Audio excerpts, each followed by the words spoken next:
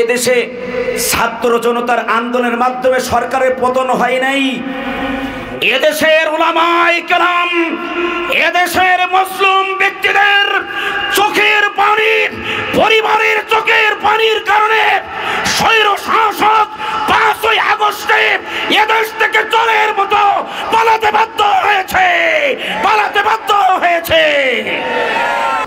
আমরা না এদেশের মানুষের মৃত্যু মানুষের জানাজার ইমামতি করেছি? আমরা না এদেশের মানুষের অসুস্থ হয়ে গেলে দোয়া করেছি? আমরা কিনা এদেশের মানুষের কল্যাণের দিকে আহ্বান করেছি? কোরআন এই হাত দিয়ে পড়েছি, কাবা শরীফে হাত দিয়ে শুয়েছি, পাও দিয়ে মক্কা মদিনায় গিয়েছি। আমরা কি অন্যায় করেছিলাম? বোমা জীবনে দেখি নাই, কোনদিন দেশ নিয়ে ষড়যন্ত্র করি নাই। এদেশের উলামায়ে কেরামদেরকে হাতে হ্যান্ডকাফ পরিয়ে পায়ে ডান্ডা বেঁধে দিয়ে আমাদেরকে জনগণের সামনে লাঞ্ছিত করেছিল। চিল্লে জোরে বলা যায় কিনা, কথা ঠিক না ভুল? আর কোরআনের পাখির আলোচনা 1 ঘন্টার আলোচনার কাছে বাংলাদেশের কোন বক্তার ওয়াজ 1 ঘন্টার কাছেও যেতে পারিনি। জোরে বলা যায় কিনা, কথা ঠিক না বল? শহীদ মতিউর রহমান নিজামী রহিমাহুল্লাহ,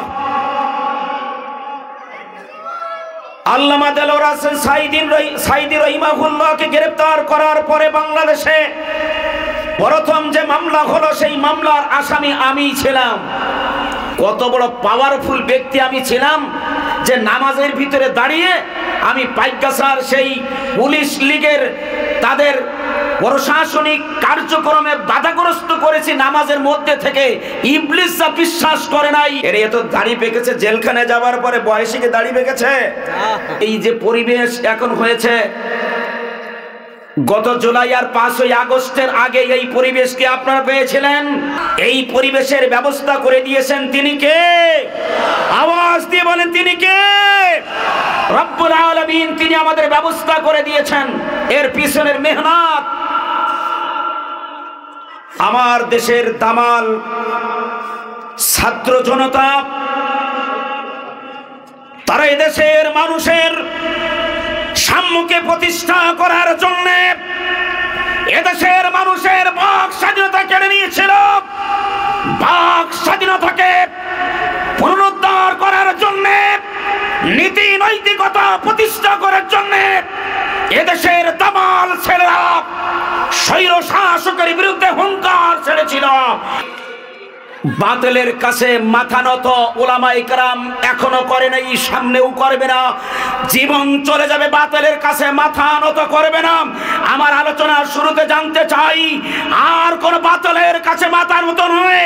আজকের থেকে পীরের মতো, মর্দে মুজাহিদের মতো আল্লাহর প্রেমিক হয়ে আমরা বসতে চাই। কারা কারা রাজি আছেন? নারায়ে তাকবীর, হাত উঁচু করে দেখাই দেন।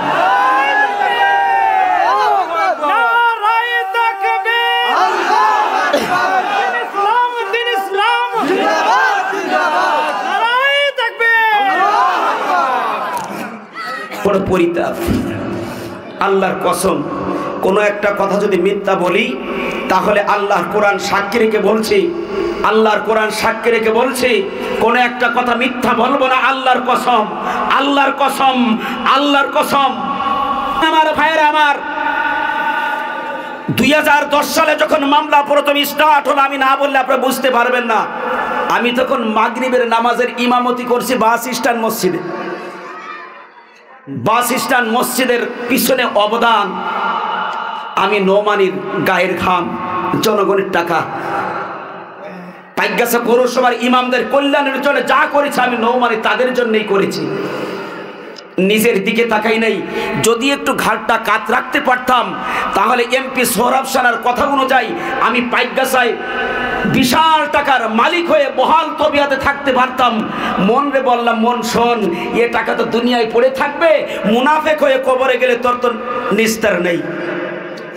আমার মেয়েটাকে গার্লস স্কুলে ভর্তি করার জন্য পোশাক কমপ্লিট হয়ে গেছে।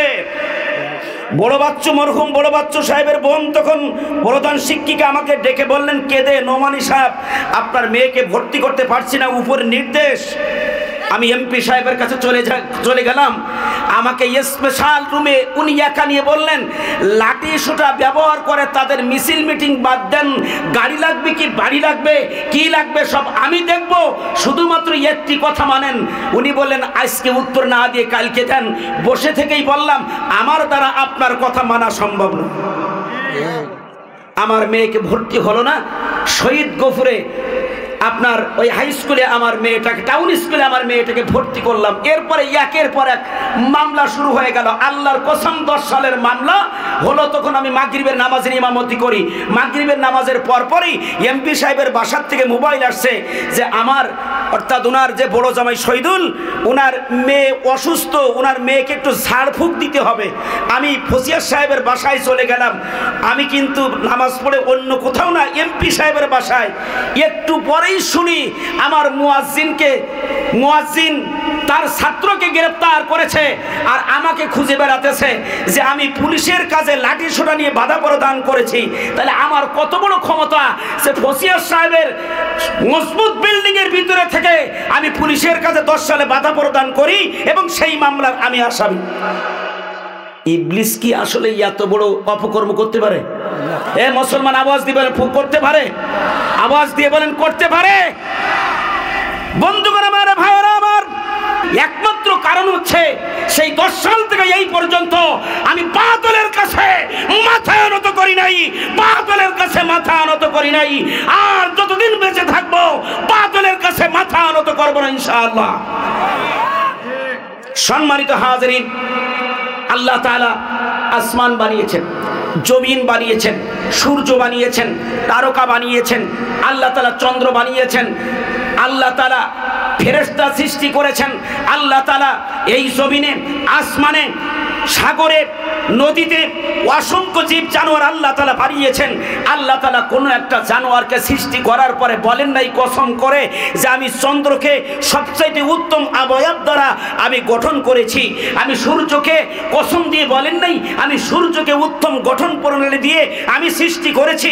আমি আল্লাহ তাআলা ফেরেশতাদেরকে কসম করে বলেন নাই আমি উত্তম গঠন প্রণালী দ্বারা ফেরেশতা বানিয়েছি। কোনোটার ব্যাপারে বলেন নাই। একমাত্র কেবলমাত্র শুধুমাত্র আশরাফুল মখলুকাতকে সৃষ্টি করার ব্যাপারে একটা কসম নয়, দুইটা কসম নয়, 4টি কসম করে বলেছেন আমি মানুষদেরকে আমি সুন্দর গঠন প্রণালী অবয়ব দ্বারা আমি আল্লাহ তাআলা সৃষ্টি করেছি। আওয়াজ হয় নাই মুসলমান? জোরে বলেন সুবহানাল্লাহ। সেই মানুষ তো আমরাই। এই মঞ্চে অনেকে আছেন, আমি জুতা বহন করার মতো আমার যোগ্যতা নাই, কিন্তু আজকে মেহমান হিসেবে বসতে হয়েছে। আমি আগে হাত জোড় করে আমি ক্ষমা প্রার্থনা করছি। আসলে আপনাদের সবাইকে চেয়ারে নিয়ে বসলে আমার খুব ভালো লাগতো। সম্মানিত হাজিরিন, আল্লাহ তাআলা পাক কালামে বলেছেন, হে আমার মা ও বোনেরা, আগুন কাটার যুবক ভাইরা, ব্যবসায়ী ভাইরা, হিন্দু দাদা বাবুরাও থাকতে পারেন, আপনারাও আমাদের মাহফিলে আসেন। আমাদের এখানে আসলে কলেমা আপনার পড়তে হবে না, ওযু আপনাকে করতে হবে না, আপনি আসেন। আমার আল্লাহ তাআলা পাক কালামের মধ্যে ঘোষণা করেছেন, পারলে আমার সঙ্গে পড়েন, ওয়াত্তিন والزيتون وطور سينين وهذا البلد الأمين لقد خلقنا الإنسان في أحسن تقويم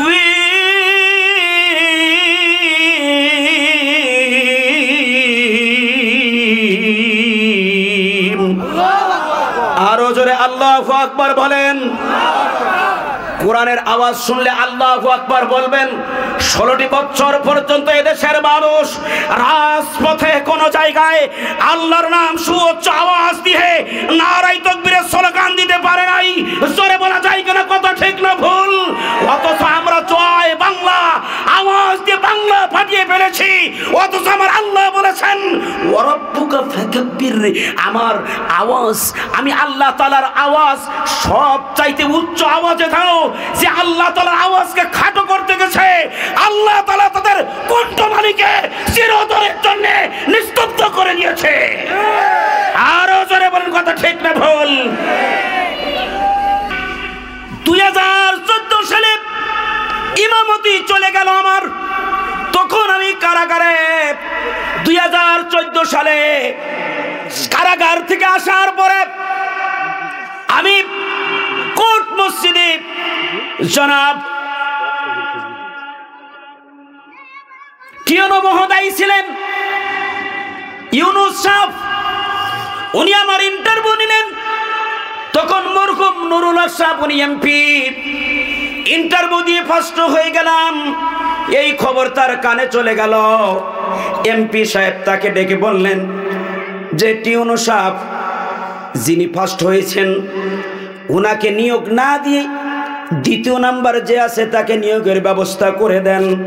আমাকে ডাক দিল টিউনো সাহেব, চোখের পানি ছেড়ে দিয়ে কাঁদলেন, নোমানি সাহেব আপনি আমার জন্য বদদোয়া করবেন না, আমার কলম এই পর্যন্ত কোনোদিন উল্টাভাবে চলে নাই, কিন্তু আজকে আপনার জন্য আমার কলমটা উল্টা আসতেছে, আপনি কি করবেন? আমি বললাম আমার কারণে আপনার চাকরিতে সমস্যা হবে, আপনার পরিবার কষ্ট পাবে, আমার নিয়োগের দরকার নাই, উনি যেটা বলেছেন আপনি সেটাই করে দেন। আমি মহান রবের কাছে বললাম, রব তোমার নাম তো রাজ্জাক, আর দুনিয়ার মানুষ যারা রাজ্জাক মনে করে তাদের নাম আব্দুর রাজ্জাক। রাজ্জাকের নাম কি? আব্দুর রাজ্জাক। আমি জীবনে আমার এ বাইকাশাবাসী এত পরিমাণ চোখের পানি ফেলে আমি কাঁদি নাই যেদিনকে বাইকাশারি থেকে আমার পরিবার পরিজন নিয়ে যখন আমি ট্রাকে রওনা করলাম। আমার মনে হয় যেন আমার কলিজাটা ফেটে যায়। দীর্ঘ 16-17 বছর একটা নেই ইমামতি, পাইগাছা মানুষের সঙ্গে আমার উঠা বসা, এই মাটি মানুষের সঙ্গে আমি মোহাব্বত রেখে বড় হয়েছি। এই মোহাব্বত ছিন্ন করে আমি ইসলামী আন্দোলনের নেতৃবৃন্দের পরামর্শ শুনে আমি পাইগাছা ছাড়তে বাধ্য হয়ে গেলাম। এ আমার ভাই জানারা, আমার মতো একজন আলেম না, এই দেশে অসংখ্য আলেমকে ঘর ছাড়া করেছে, এ দেশের অসংখ্য স্কুল কলেজ ইউনিভার্সিটি মাদ্রাসার শিক্ষকদেরকে চাকরি হারা করেছে, ঘর ছেড়ে করেছে। জোরে বলেন ঠিক না ভুল? আওয়াজ দিয়ে বলেন কত ঠিক না ভুল? এ দেশের সাধারণ ব্যক্তিদেরকে রাত্রে ঘুম পর্যন্ত পড়তে দেওয়া হয়নি, তাদের বাড়িতে পুলিশে তল্লাশি চালিয়ে চালিয়ে অনেককে বাড়ি না পেয়ে গরুটাকে মেরে গিয়েছে, মাছের ঘরে বিষ ঠেলে দিয়ে গিয়েছে। জোরে বলা যায় কিনা কত ঠিক না ভুল?